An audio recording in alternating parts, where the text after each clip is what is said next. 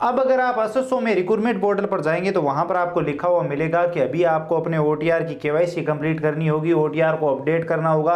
तो अगर आप नया ओटीआर कर रहे हैं तो भी प्रोसेस बदल चुका है, और अगर आपने ओटीआर कर रखा है, पेमेंट कर रखा है, तो अभी आपको अपने ओटीआर की केवाईसी कंप्लीट करनी होगी, तो ही आप नए आवेदन कर सकते हैं। तो चलिए आज की वीडियो में कंप्लीट डिटेल में जानते हैं कि ये प्रोसेस आपको कैसे कंप्लीट करना है, कैसे बिना पैसे खर्च किए आप अपने ओटीआर की केवाईसी कंप्लीट कर सकते हैं और सही तरीके से कंप्लीट कर सकते हैं, ताकि आने वाले फॉर्मों में आपको कोई दिक्कत न आए। तो चलिए शुरू करते हैं। जैसा कि यहाँ पर आप देख सकते हैं, हम रिक्रूटमेंट पोर्टल पे क्लिक करते हैं तो यहाँ पर आपके सामने इस तरह का नोटिफिकेशन आ जाता है। इससे आप आगे नहीं बढ़ पाते। आपको पहले ओटीआर में जो केवाईसी मांगी गई है, ओटीआर अपडेशन के लिए जो कहा गया है, वो आपको कंप्लीट करना होगा। यहाँ पर लिखा हुआ है dear candidate, as per notification update your OTR and complete the KYC, यानी आपको अपना ओटीआर अपडेट करना होगा, केवाईसी कंप्लीट करनी होगी। क्लिक हियर पे क्लिक करेंगे तो यहाँ पर एक नोटिफिकेशन जारी किया गया है जिसमें बताया गया है कि ये क्यों जरूरी है। सेम कैंडिडेट ने एक से ज्यादा फॉर्म भर रखे हैं, उनको फिल्टर करने के लिए, आधार ऑथेंटिकेशन के लिए, इसके अलावा और भी कई कारण यहाँ पर बताए जा रहे हैं। तो इस नोटिफिकेशन को आप रीड कर सकते हैं और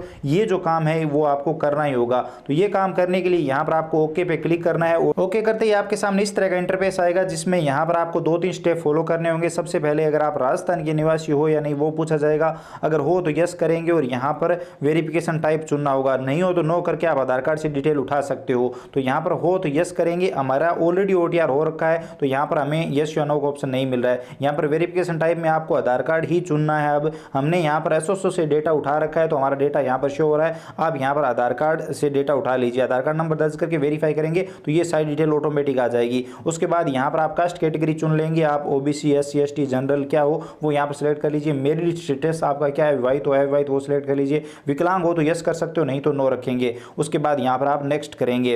अगर ओटीआर हो रखा है तो आपको इस पेज का ध्यान रखना। आप गवर्नमेंट कर्मचारी हो तो यस कर सकते हो, नहीं तो नो करेंगे। यहाँ पर आप आधार कार्ड सेलेक्ट कर लेंगे। सेलेक्ट केवाईसी फॉर्म में यहाँ पर आप आधार कार्ड ही सेलेक्ट करें जहां तक। तो यहाँ पर आप आधार नंबर दर्ज करेंगे और उसके बाद वेरीफाई पे क्लिक करेंगे। अब हमने आधार कार्ड सेलेक्ट कर लिया। यहाँ पर आधार नंबर दर्ज करेंगे और वेरीफाई पे क्लिक करेंगे और आधार कार्ड में जो भी डिटेल होगी वो यहाँ पर आ जाएगी। आपका नाम, पिता का नाम, डेट ऑफ बर्थ वगैरह आप उसमें चेंज नहीं कर सकते। अगर कोई गलत डिटेल है आधार कार्ड में तो पहले आपको आधार कार्ड को ही अपडेट करवाना होगा। तो चलिए हम यहाँ पर आधार नंबर दर्ज कर देते हैं स्टूडेंट के और यहाँ पर वेरीफाई करते हैं। अगर आपने पहले से ओटीआर कर रखा है तो ये केवाईसी वाला फॉर्म ही आपको सबमिट करना है। अब जैसे ही हम यहाँ पर वेरीफाई करेंगे तो यहाँ पर आप चेक कर सकते हैं। यहाँ पर बताया जा रहा है कि आपका नाम, आपके पिता का नाम, जेंडर, जन्मतिथि सब यहाँ पर ओटीआर में आधार वाली अपडेट होगी। तो यहाँ पर आपको चेकबॉक्स पे क्लिक करना है, अप्लाई पे क्लिक करना है। उसके बाद ओटीपी भेजेंगे, चेकबॉक्स पे क्लिक करेंगे, ओटीपी भेजे पे क्लिक करेंगे। आपके आधार कार्ड में रजिस्टर मोबाइल नंबर पर ओटीपी जाएगा, वो ओटीपी यहाँ पर दर्ज करेंगे और प्रमाणित कर देंगे। अब ओटीपी दर्ज करते यहाँ पर अगर कुछ डिटेल चेंज होगी, जो मिसमैच होगी, आपके एसएसओ में अभी क्या है, मतलब आपके ओटीआर में अभी क्या है वो यहाँ पर दिखाई देगी। आपकी प्रोफाइल में क्या है और आधार कार्ड से क्या डिटेल आ रही है। जैसे इस स्टूडेंट का यहाँ पर फादर नेम मिसमैच कर रहा है तो वो दिखाया जा रहा है कि ओटीआर में आपका फादर नेम क्या है और आधार कार्ड से क्या आया है। तो ये मिसमैच है, आपको सही करवाना होगा। तो यहाँ पर अगर मिसमैच है तो अभी तो आपके पास कोई ऑप्शन नहीं है, आपको यही अपडेट करना होगा। आप बाद में आधार कार्ड में अपडेट करवा लीजिए और ओटीआर में अपडेट हो जाएगा। तो यहाँ पर अपडेट ओटीआर पे क्लिक करेंगे तो यहाँ पर ओटीआर से आधार कार्ड से सारी डिटेल आ जाएगी जो आप यहाँ पर चेक कर सकते हैं। अगेन बता दूँ, कोई गलत डिटेल है तो आपको पहले आधार कार्ड अपडेट करवाना होगा और उसके बाद यहाँ पर सही डिटेल आएगी। तो ये सारी डिटेल आधार कार्ड से आ चुकी है। उसके बाद यहाँ पर आप मोबाइल नंबर दर्ज कर देंगे। मोबाइल नंबर दर्ज करने के बाद यहाँ पर चेकबॉक्स पे क्लिक करेंगे। अब यहाँ पर हमारा लाइव फोटो पहले से आ चुका है क्योंकि ओटीआर पहले से हो रखा है। अगर आप नया ओटीआर कर रहे हैं तो यहाँ पर क्लिक करके आप लाइव फोटो लेंगे स्टूडेंट का। आप ये काम मोबाइल से भी कर सकते हैं। तो यहाँ पर लाइव फोटो ले लेना है। उसके बाद यहाँ पर आपको हैंड रिटन या सेल्फ डिक्लेरेशन अपलोड करना है, जिसमें इस पर क्लिक करके आप यहाँ पर इसे डाउनलोड कर सकते हैं। इसको पहले भरना होगा स्टूडेंट को। इसमें ज़्यादा कोई बड़ा कुछ काम नहीं है। यहाँ पर जो डिटेल लिखी है वो सेम टू सेम स्टूडेंट को नीचे लिखनी है। जो खाली स्थान दिए हुए हैं जैसे मैं, उसके बाद आवेदक का नाम, स्टूडेंट का नाम, पिता का नाम, उसके बाद पिता का नाम यहाँ पर स्टूडेंट लिख देंगे। उसके बाद यहाँ पर जन्मतिथि और जन्मतिथि स्टूडेंट की आ जाएगी। बाकी सेम टू सेम भर के स्टूडेंट का यहाँ पर हस्ताक्षर आ जाएगा। तो ये हिंदी में इस तरह से आप लिख देंगे, स्टूडेंट से भरवा लेंगे और उसके बाद आपको यही सेम डिटेल जो है वो इंग्लिश में भी भरनी है। तो यहाँ पर इंग्लिश वाला भी सेम टू सेम यहाँ पर लिखना है। आपको आई लिख के स्टूडेंट का नाम, father's name, date of birth लिख के और उसके बाद स्टूडेंट के हस्ताक्षर यहाँ पर आ जाएंगे। उसके बाद एसएसओ आईडी, ओटीआर नंबर और परमानेंट एड्रेस जो भी स्टूडेंट का वो भर देंगे और ये वाला आपको अपलोड करना है।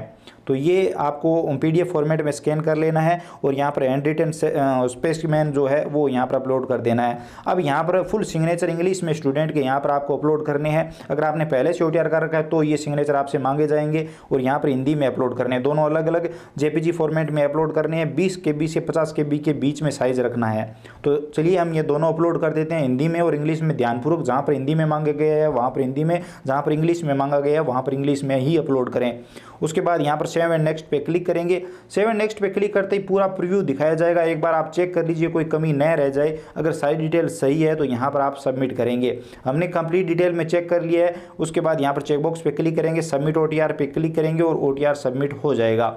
सबमिट OTR पे क्लिक करते ही यहाँ पर आपकी कंप्लीट डिटेल दिखाई देगी, OTR नंबर आ जाएगा और यहाँ पर आपका काम कंप्लीट हो गया है। डैशबोर्ड पे जाएंगे तो यहाँ पर आप देख सकते हैं जो रिक्वायरमेंट है उन पे आप अप्लाई कर सकते हैं, उनमें फॉर्म भर सकते हैं जो अभी वैकेंसियाँ चल रही है। तो ये पूरा प्रोसेस है OTR KYC कंप्लीट करने का, OTR अपडेट करने का। एक बार फिर बता दूं, आधार कार्ड से ही आपको डिटेल उठानी है। आपने पहले चाहे जन आधार कार्ड से या फिर मान लीजिए एसोसो से उठा रखी है तो भी आपको अभी मैं कहता हूँ कि आधार कार्ड से ही उठानी चाहिए। तो आधार कार्ड में अगर कोई डिटेल गलत है, 10वीं की मार्कशीट के अकॉर्डिंग नहीं है, तो आप पहले आधार कार्ड को अपडेट करवा सकते हैं या फिर बाद में भी अपडेट करवा सकते हैं। अभी अगर आपको फॉर्म भरना है तो बाद में अपडेट करवा सकते हैं, लेकिन अभी डिटेल जो है वो आधार कार्ड वाली ही आएगी। बाद में आधार कार्ड अपडेट करवाएंगे तो OTR भी अपडेट किया जा सकता है। OTR में वही डिटेल आ जाएगी जो आधार कार्ड में होगी। उम्मीद करता हूँ आप समझ गए होंगे, आपको कंप्लीट जानकारी समझ में आई होगी। अगर फिर भी आपको कोई दिक्कत आ रही है, आप कुछ जानना चाहते हैं तो बेझिझक कमेंट सेक्शन में लिख सकते हैं। अगर वीडियो पसंद आया तो लाइक करिए, अपने दोस्तों के साथ शेयर करिए। चैनल पर नए हो तो सब्सक्राइब करके घंटी का बटन दबा लीजिए ताकि आने वाले सभी वीडियो